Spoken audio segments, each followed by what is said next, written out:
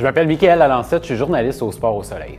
Dès mon jeune âge, c'était clair pour moi que je voulais devenir journaliste. Je faisais des petits journaux, puis je vendais ça à ma famille. Je connais chez mon oncle, je connais chez mes grands-parents pour dire « Voulez-vous acheter mon journal? » Donc, il y avait ce désir-là de vouloir communiquer, de vouloir informer.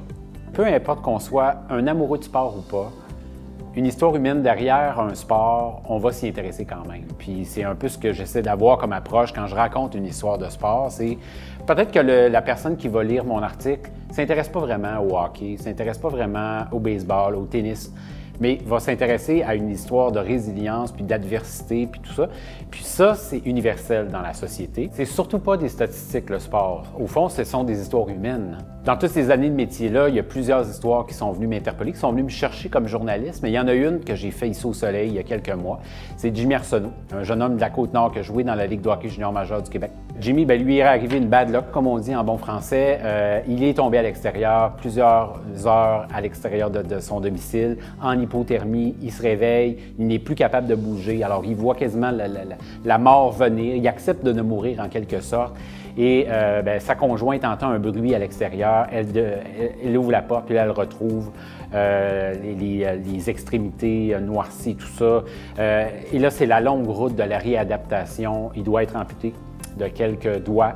C'est de l'acceptation. Après ça, c'est de vivre avec le regard des autres et tout ça. Et il vient un peu une honte avec ça, avec ta situation, alors que tu y es pour rien, tu as juste été malchanceux.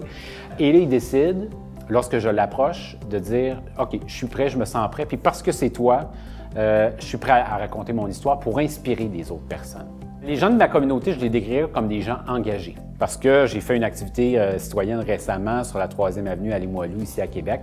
Puis les gens venaient nous voir, ils faisaient des détours pour venir nous voir. Je suis tellement content que le soleil soit encore là. Continuez, lâchez pas, je suis un abonné, puis ça me fait plaisir de participer à ça. S'il n'y a pas cet engagement-là, bien, le soleil ne serait plus là maintenant où est-ce qu'il est, puis les coop non plus, ne pas positionnés pour l'avenir et tout ça.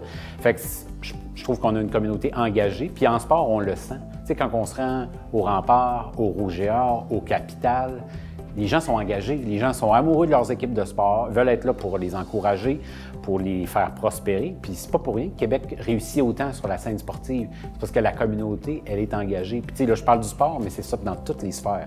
On fait pas de l'information à n'importe quel prix. On fait de l'information pour informer, puis de l'information de qualité. Et des fois, si on rate peut-être un titre accrocheur qui dénaturerait un peu la nouvelle, on le prend pas, ce titre-là, en respect justement pour les gens qui nous suivent. Tu vis toutes sortes de sentiments quand tu regardes les caricatures, quand tu lis une chronique touchante, quand tu lis un texte de Mylène Moisan, bien, tu vis des émotions. Puis pour moi, à 2,50 $ par semaine, c'est vraiment un coup dérisoire.